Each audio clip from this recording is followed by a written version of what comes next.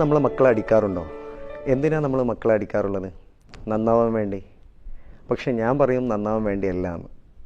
കാരണം ഞാൻ ഈ അടുത്ത് ഒരു സ്കൂളിലൊരു പാരൻറ്റിങ് ക്ലാസ് എടുക്കാൻ വേണ്ടി പോയി.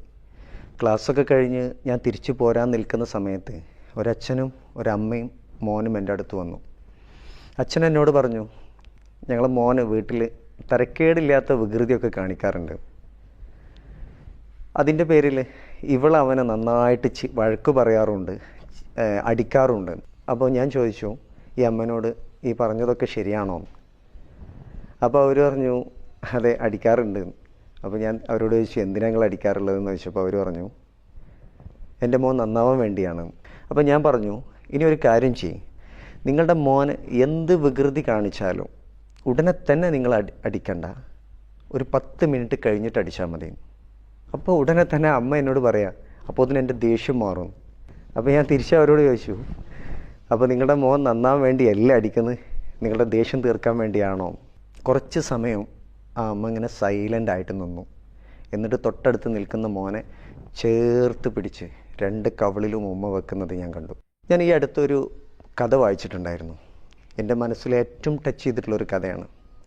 ഒരു IT കമ്പനിയിൽ വർക്ക് ചെയ്യുന്നൊരു വ്യക്തിക്ക് ആ കമ്പനിയുടെ മാനേജറായിട്ട് പ്രൊമോഷൻ കിട്ടി. അദ്ദേഹത്തിന് സാലറിയിലും വർധനമൊക്കെ ഉണ്ടായി.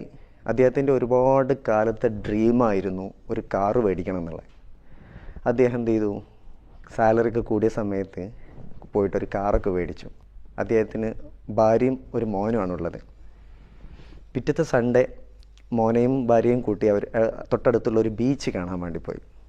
ബീച്ചൊക്കെ കണ്ട് ബീച്ചിൻ്റെ കാഴ്ചകളൊക്കെ കണ്ടുകൊണ്ടിരിക്കുന്ന സമയത്ത് മോനെ കാണാനില്ല. അവർ പല സ്ഥലങ്ങളിലും പരതി നോക്കി, പക്ഷേ മോനെ കാണാത്തതുകൊണ്ട് അവരാകെ ടെൻഷനായിപ്പോയി.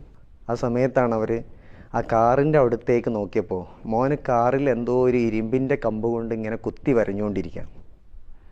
അച്ഛനിക്കിത് കണ്ടപ്പോൾ ദേഷ്യം വന്നു. അച്ഛൻ ഓടിച്ചെന്നു ആ ഇരുമ്പിൻ്റെ കമ്പ് മേടിച്ച് മോനെ നന്നായിട്ട് അടിച്ചു. ഏറ്റവും കൂടുതൽ അടിച്ചത് ആ കുത്തി വരഞ്ഞ കയ്യിനായിരുന്നു. അമ്മ ഓടി വന്ന് അച്ഛനെ തള്ളി മാറ്റി മോനെ ചേർത്ത് പിടിച്ചു. അച്ഛൻ എന്തൊക്കെയോ ദേഷ്യം കൊണ്ട് എന്തൊക്കെയോ പറയുന്നുണ്ട്.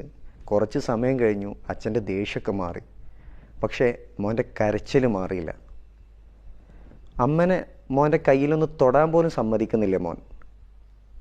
ആ സമയത്ത് അമ്മ പറഞ്ഞു അച്ഛനോട്, മോൻ്റെ കരച്ചിൽ മാറുന്നില്ല, മോൻ കയ്യുമ്മ തൊടാൻ പോലും സമ്മതിക്കുന്നില്ല, നമുക്ക് മോനെ എവിടെയെങ്കിലും ഡോക്ടറെ കൊണ്ടുപോയി കാണിക്കേണ്ടി വരും. അവർ തൊട്ടടുത്തുള്ള ഒരു ഹോസ്പിറ്റലിൽ തന്നെ കൊണ്ടുപോയി ഡോക്ടറെ കാണിച്ചു. ഡോക്ടർ പെട്ടെന്ന് തന്നെ ICUയിലേക്ക് കയറ്റി. അച്ഛനും അമ്മയും പുറത്ത് മുഖത്തോട് മുഖം നോക്കിയിരുന്നു. കുറച്ച് സമയം കഴിഞ്ഞു. ICUയിൽ നിന്നും ഡോക്ടർ ഇറങ്ങി വന്ന സമയത്ത് ഇവർ രണ്ടുപേരും ഓടിച്ചെന്ന് ചോദിച്ചു, എങ്ങനെയുണ്ട് മോനിക്കെന്ന്. അപ്പോൾ ഡോക്ടർ ചോദിച്ചു, എന്താണ് ഉണ്ടായത്? അപ്പോൾ അമ്മ എല്ലാ കാര്യങ്ങളും വിശദീകരിച്ചു കൊടുത്തു. അപ്പോൾ ഡോക്ടർ പറഞ്ഞു, നിങ്ങളുടെ ഒരു നേരത്തെ ദേഷ്യം കൊണ്ടുണ്ടായത് നിങ്ങളുടെ മോൻ്റെ ജീവിതകാലം മുഴുവൻ ആ കൈയിൻ്റെ 2 വിരലുകൾ ചലിപ്പിക്കാൻ പറ്റില്ല എന്ന്. അച്ഛനക്ക് ഇത് കേട്ടപ്പോൾ സങ്കടമായി. ICUവിൻ്റെ ഡോറിൽ ഒരു ഗ്ലാസിൻ്റെ ഒരു ഹോളുണ്ടല്ലോ, അതിലൂടെ അച്ഛൻ ഇങ്ങനെ നോക്കിയപ്പോൾ മോനകത്ത് നിന്ന് അച്ഛനെ നോക്കി സ്നേഹത്തോടെ ഇങ്ങനെ പുഞ്ചിരിച്ചു. അച്ഛനക്ക് അത് കണ്ടപ്പോൾ വലിയ സങ്കടമായി.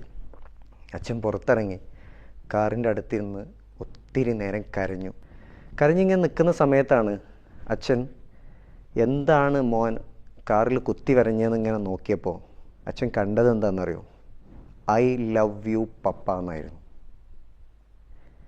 ഒരു കാര്യം നമ്മൾ മനസ്സിലാക്കുക, നമ്മുടെ ഒരു നേരത്തെ ദേഷ്യം തീർക്കാൻ നമ്മൾ ചെയ്യുന്ന പല പ്രവൃത്തി കൊണ്ടും നമ്മുടെ ആയുഷ്കാലം മുഴുവൻ നമ്മൾ സങ്കടപ്പെടേണ്ടി വരും.